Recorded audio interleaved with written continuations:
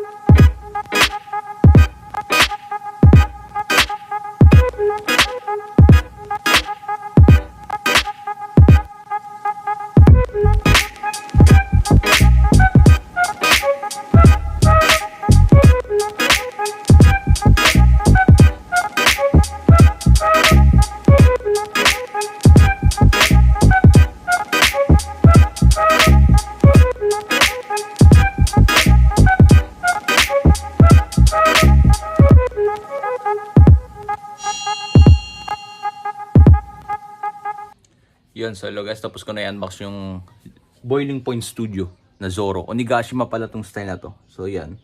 Oo nga pala, yung mga ibang na-unbox ko rin na Onigashima style. So napakalinis talaga ng Boiling Point Studio. Ayan, napaka lang siya. Ayan, basic siya pero napakaangas. Napakaganda ng details. So maliit yung base niya. Maganda rin yung figure pa sa mga WCF. So meron may gusto. So yan, papakita ko na yung detailed video. Hindi ko na patagalin pa. So, let's go.